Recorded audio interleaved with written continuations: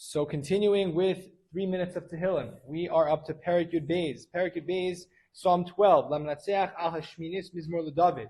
The way Rav Hirsch translates this is, to him who grants victory on the instrument with 8 strings, a psalm of David. We had the 8 strings before, the shminis, in Perek Vav, in Psalm number 6. Let's talk about that for a moment. What is the shminis?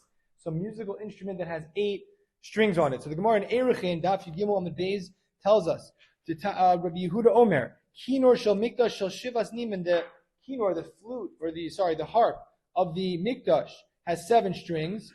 Shenemar, Savo Simachos Espanecha Niimos, Al Tikri Sova Ella Sheva. There's 7 strings to the harp of the Mikdash. V'shel Yamos HaMashiach Shmona. But in the times of the Messiah, it's going to be 8 strings, Shenemar, and it quotes our Pasuk, Perek Yud Beis, Pasuk Aleph, Lamnatzeach al Hashminis. And then it says, Nima Shminis, and that's the 8 strings, and then Shal Olam Haba is Eser, and then it quotes a Pasuk Alei Asor, Valei Nova. So we'll talk about that in a moment. The 8 strings, what does this symbolize? So many Mefarshim explain that 7 is sort of this world, 7 days of the week, the natural process. Shivim Lashon, the people in this world, according to Chazal, 70 languages. The 8th day is the Bris Milah, it's transcending the natural world. The 8th day we're building the Mishkan, right? The 8th day is Parsha Shmini, we just had. So some point out that in Western music, there's really 12 full notes to an octave, which can be broken down into half notes. So you only have 7 whole notes, which could, right? So you only have really 7 notes, even though every note could be broken down, but you only have 7 notes. The 8th note represents this next level, this some world to come, some otherworldly existence beyond what we have in this world.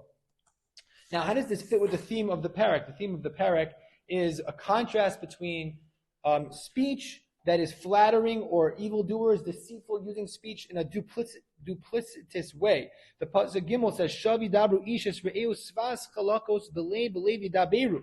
When the man speaks to lies to one another, they think one thing in their heart, but they say something else with their mouth. And then we contrast that with Hashem's speech, Pasuk Zion, that Hashem's speech is Imros Hashem Imros Tehoros, that Hashem's speech is pure. So what does this have to do with the idea of the Shminis, of the 8th note that will come during the times of Mashiach?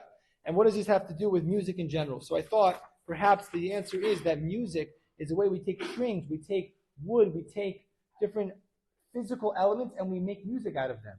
And speech is you take your palate and your throat and your mouth and your tongue, physical things, and you bring wind and you put it in a certain way, and you bring words into the world. You bring inspiration. You bring some olam haba type, some form of a futuristic spiritual experience into a physical world. So speech and music is a way we can touch, not exactly right the way that we have it today, the way that we experience the world, but we can touch a certain divinity, a certain transcendence through our ability to take our physical mouth, our physical being, and take wood and sticks and metal and make music out of it, make song, make words, make tefillos, make divrei Torah. So that maybe is the shminis. That's the connection between the different types of speech in this Perek.